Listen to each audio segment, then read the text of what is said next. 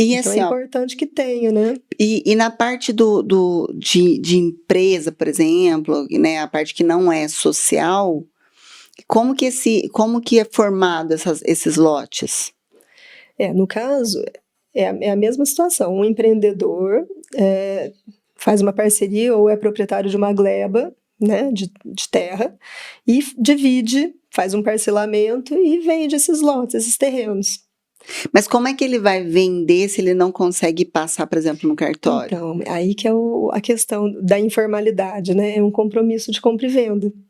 Você vai adquirir X% da área total da gleba. Você é dono de 5% da área total dessa gleba.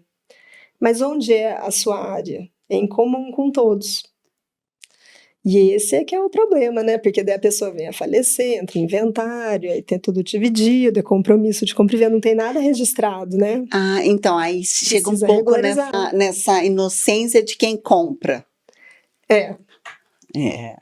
Porque assim, as ó, pessoas teriam que se a verificar, gente e for quando parar pra, compra tem que registrar, se a né? gente Aí for você parar para não... pensar, é que a gente fala assim, por exemplo, o Podeng é um podcast voltado para o pessoal que é engenheiro, Aham, arquiteto.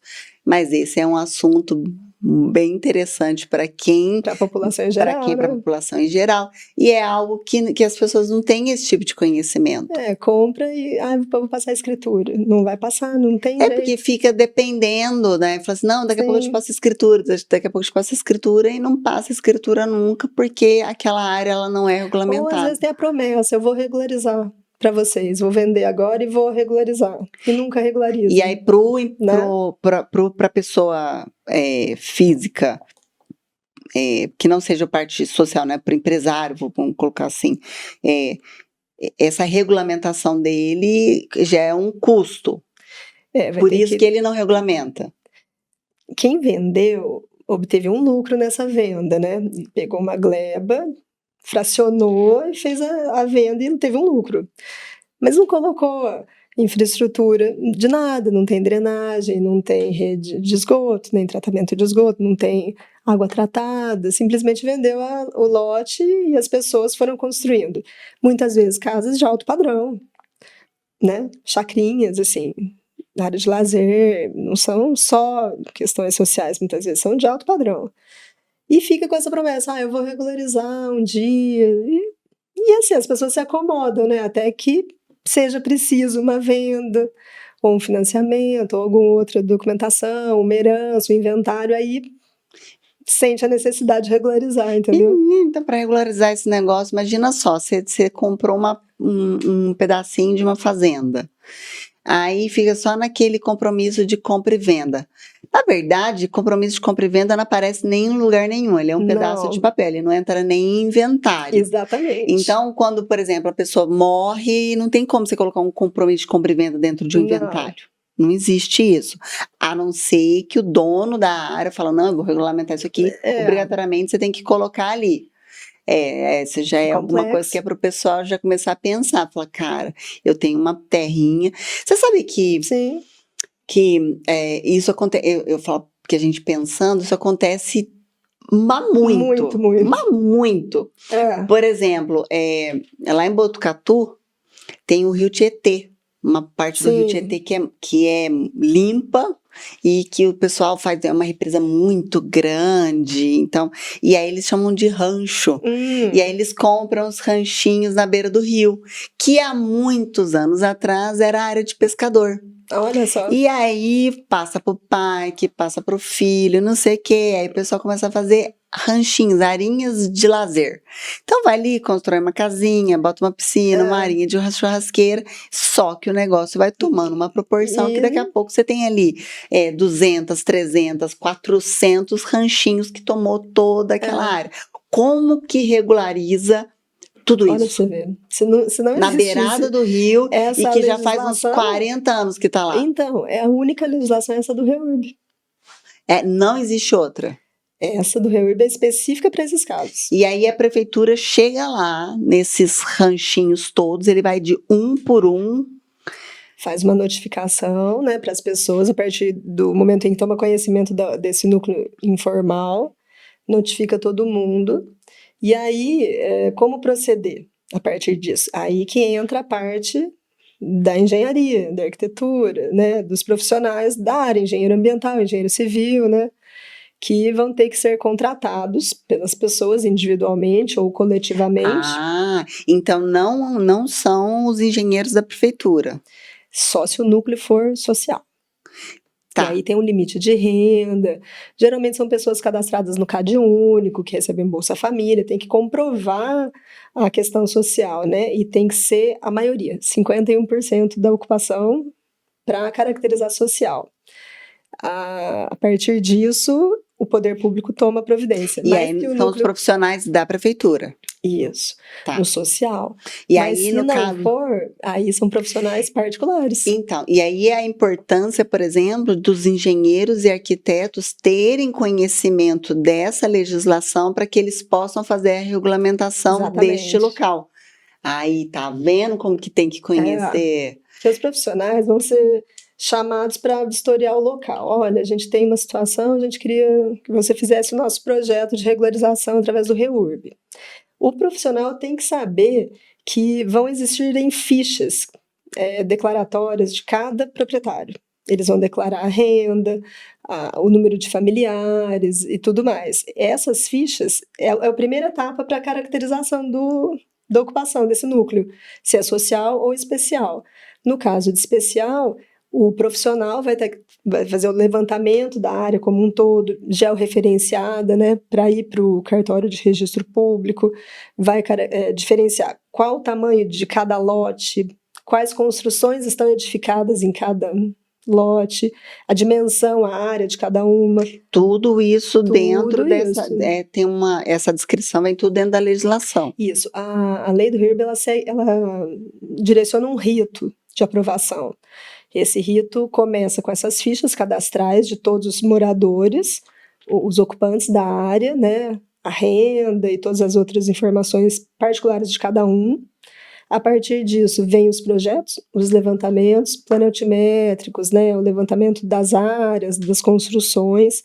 Aí vem uma parte do estudo ambiental, que a gente pode utilizar o EIA e o RIMA, o estudo de impacto ambiental, o relatório de impacto ambiental, para analisar cada caso, né? Tem uma nascente, tem um raio de APP, está ocupando essa APP, ou tem um córrego e alguma construção invade a APP do córrego, é uma área de declividade acentuada ou não. Então, assim, a parte ambiental vem junto nesse momento. Então, não seria só um engenheiro, por exemplo, que eles contratariam? Não, é um conjunto mesmo. É um conjunto. Engenheiro civil, advogado, muitas vezes, engenheiro ambiental, né?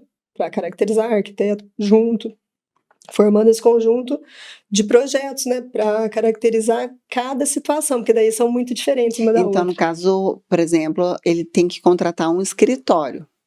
Sim, mas o crucial é o engenheiro civil. Ele que vai fazer, ele que vai assinar por aquele projeto. É quem leva o processo e determina as áreas e todos os projetos de levantamentos. E quais são os maiores desafios que esse bendito desse engenheiro vai ter na hora que ele chega lá no ranchinho, lá de Botucatu, na beirada do rio, que está lá há 80 anos? Pela nossa experiência, a maioria dos problemas se resumem a duas questões. Áreas de preservação permanente, que foram invadidas ou oferecem risco, e aí demandam muitas vezes uma aprovação do Conselho de Meio Ambiente, CODEMA, os conselhos municipais para aprovação, ou alguma medida mitigadora, ou até desocupação de áreas, se for de risco, de alagamento, por exemplo. E a outra questão é a venda de lotes durante o processo do REURB. É porque, na minha cabeça, isso aí deve demorar um tempãozão, não demora? Demora e as pessoas vão vendendo muito rápido. Quanto mais social, mais rápido essa venda. Você começa o processo, tem 20 proprietários. Passou 4 meses, 2 já são outros novos. Passou mais um tempinho, já mudou de novo. A gente já viu o processo mudar 4 vezes o proprietário. E como é que você tem que fazer outra ficha. O REURB trata, por exemplo, vamos supor, chegou nessa área por exemplo, está numa área de preservação ambiental. Só que faz 80 anos que existe aquela área lá. E às vezes aquela área é a única casa que a pessoa tem para morar. Sim. Como que o REURB olha isso? Olha, a análise ambiental, ela vai levar em conta o que ela está invadindo, alterando, modificando essa área de preservação. Modificou? Ok. Qual vai ser a medida mitigadora para compensação disso? Ah, então ele vai ter que trabalhar uma compensação. Pode fazer uma compensação. Porque se você for pensar nessas áreas principalmente, são áreas que existem ali há muitos anos. Se você for falar sobre, então... Já está consolidado, né? Sobre o reurbo social, e aí a gente vai falar sobre favelas... existem favelas que estão aí, desde que São Paulo foi criado, já existia uma área excluída da sociedade em que foram desenvolvendo essas favelas. Se você for pensar em Rio de Janeiro, tem favela que tem lá desde quando muito antiga. Tem 200 anos, desde a abolição da escravatura, o pessoal lá. Pegou, subiu o morro, foi morar lá e ficou lá, você entendeu? Exatamente. Então como é que você vai trabalhar isso com 200 anos? Mas assim... Como você tira as pessoas de lá? Se a situação for a de uma área de preservação permanente que oferece risco para o morador, como eu disse, um risco de deslizamento, um risco de alagamento, aí não aprova. Esse imóvel não aprova. Tá, mas por exemplo, aí você não faz reurb na favela, você não faz na rocinha? Olha, você faz em várias áreas. Se ela estiver consolidada e não oferecer risco, né, mesmo estando numa área de preservação, é passível de regularização, com medidas de compensação, né? O que não pode é uma casa que está edificada em um local que a pessoa tem um risco de vida de estar ali, né?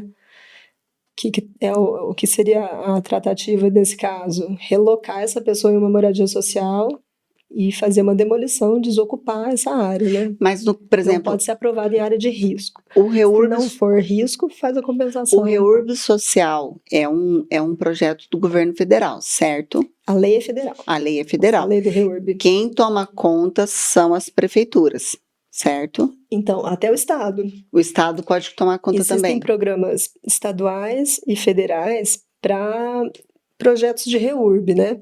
O município quem capta esses recursos de acordo com a lei, com as regras de cada programa. E existem federais e estaduais, inclusive. E eles têm por exemplo, uma fonte financiadora do governo. Por exemplo, o governo federal destina X reais para esse projeto do reurb. Não existe um valor pré-estabelecido e os recursos são bem escassos. Porque se a gente for entrar, por exemplo, agora a gente entra dentro dos cidades inteligentes. Eu achei esse assunto fantástico. Achei assim, na minha cabeça, é utópico e maravilhoso. Então, assim, se você for pensar em tudo que as cidades inteligentes podem trazer de benefício para dentro daquele município, né? Todo mundo deveria ter consciência sobre este assunto. Sim. Tanto que no último podcast eu saí muito pensando, falava, gente, eu acho que todos os cursos de faculdade deveria ter uma matéria para falar sobre cidades inteligentes, porque todos os profissionais, independente de qual área, do que seja, ele tem uma parcela que ele não só se beneficia com cidades inteligentes, mas que ele também tem uma parcela de responsabilidade sobre isso. E são milhões de coisas maravilhosas que você consegue ter com isso. Quando a gente entra, então, dentro desse tema dos cidades inteligentes, eu acredito que, às vezes,